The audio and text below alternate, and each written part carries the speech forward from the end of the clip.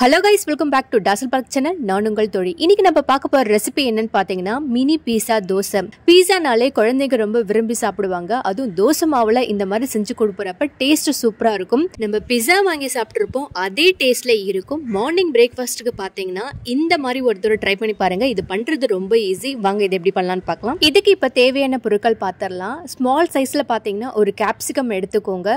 அதே போல ஸ்மால் சைஸ்ல ஒரு ஆனியன் எடுத்துக்கோங்க. ஸ்மால் சைஸில் ஒரு தக்காளி, இது எல்லாத்தையுமே சின்ன சின்னதாக கட் பண்ணி எடுத்துக்கோங்க. நான் இன்றைக்கி பார்த்தீங்கன்னா இந்த மாதிரி சைஸில் சீஸ் எடுத்திருக்கேன். இந்த மாதிரி ரவுண்ட் ஷேப்பில் 4 எடுத்திருக்கேன். உங்களுக்கு என்ன மாதிரி டைப் இருக்கோ அதை வந்து காய் சீவிர கட்டையில் துருக்கி சீஸ் எடுத்துக்கோங்க. நெக்ஸ்ட்டு பார்த்தீங்கன்னா எப்போதும் போல் நம்ம வீட்டில் தோசை மாவு இருக்கும். தோசை தவா நல்லா சூடானதும் சின்னதாக ஒரு தோசை ஊற்றிக்கோங்க. சின்ன கரண்டியில் எடுத்து இந்த மாதிரி சைஸில் சின்னதாக எடுத்துக்கோங்க. எப்போதும் போல் தோசை நம்ம பெருசாக ஊற்றுவோம், அந்த மாதிரி ஊற்றக்கூடாது. இது மினி பீஸான்றதுனால இந்த மாதிரி சைஸில் இருக்கும். ஊற்றி ஒரு 10 செகண்ட்க்கு அப்புறம் இன்னொரு பக்கம் திருப்பி போட்டுருங்க. இதுக்கு மேலே நம்ம கட் பண்ணி வச்சுருக்க காய்கறி வைக்க போகிறோம்.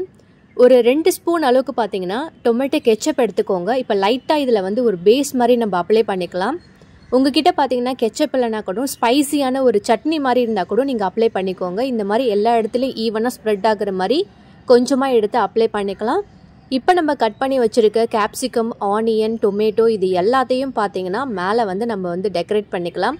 நான் கட் பண்ண சைஸ் பார்த்துக்கோங்க. எல்லாத்தையும் நான் இந்த மாதிரி சைஸில் கட் பண்ணியிருக்கேன். நம்ம மினி தோசை ஊற்றுறதுனால அதுக்கேற்ற மாதிரி தான் நம்ம கட் பண்ணணும். ரொம்ப பெருசாக கட் பண்ணக்கூடாது.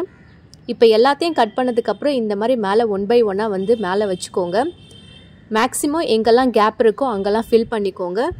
இப்போ இது எல்லாத்தையும் வச்சதுக்கப்புறம் பார்த்தீங்கன்னா நம்ம சீஸை வந்து துருவி வச்சுருக்கோம். உங்ககிட்ட எந்த மாதிரி டைப்பில் சீஸ் இருக்கோ எதை வேணால் நீங்கள் எடுத்துக்கோங்க. அதை வந்து நம்ம வீட்டில் காய் சீவிர கட்டை இருக்கும், அதில் இந்த மாதிரி நல்லா துருகி எடுத்துக்கணும். துருகி வச்சுருக்க சீஸை இந்த மாதிரி மேலே வந்து நம்ம அப்ளை பண்ணிக்கலாம். உங்களுக்கு எந்த அளவுக்கு சீஸ் வேணுமோ அதுக்கேற்ற மாதிரி நீங்கள் வந்து மேலே வந்து ஸ்ப்ரெட் பண்ணி விடுங்க. இப்போது நம்ம வீட்டில் எப்போதும் போல் இட்லி மூடி இருக்கும், அதை மேலே போட்டு ஒரு நிமிஷம் இதை நல்லா வேக விடுங்க. 1 நிமிஷத்துக்கு அப்புறம் நான் ஓப்பன் பண்ணியிருக்கேன். சீஸ் எந்த அளவுக்கு மெல்ட் ஆகிருக்குன்னு பாருங்க. 1 நிமிஷத்துக்கு அப்புறம் தோசையும் நல்லா வெந்திருக்கு. வாசனையே பார்த்தீங்கன்னா நல்லா கமகமன்னு இருக்கு. அவ்வளோதான் guys, சூப்பரான மினி பீஸா தோசை எப்படி பண்றது நான் இன்னைக்கு உங்களுக்கு செஞ்சு காட்டினேன். இதே போல நீங்களும் ட்ரை பண்ணி பாருங்க. இந்த மாதிரி செஞ்சு குழந்தைங்களுக்கு கொடுக்குறப்ப அவங்க ரொம்ப விரும்பி சாப்பிடுவாங்க.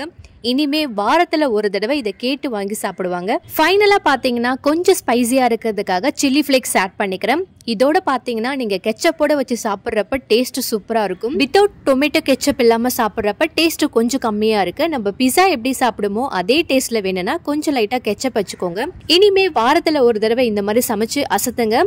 எப்போதும் போல சமைக்காம இந்த மாதிரி ஒரு தடவை டிஃப்ரெண்டா ட்ரை பண்ணி பாருங்க. டேஸ்ட் சூப்பரா இருக்கும். நீங்க ட்ரை பண்ணிட்டு உங்க ஃபீட்பேக்கை எனக்கு கமெண்ட்ல ஷேர் பண்ணுங்க. நானும் பார்த்து தெரிஞ்சுக்கிறேன்.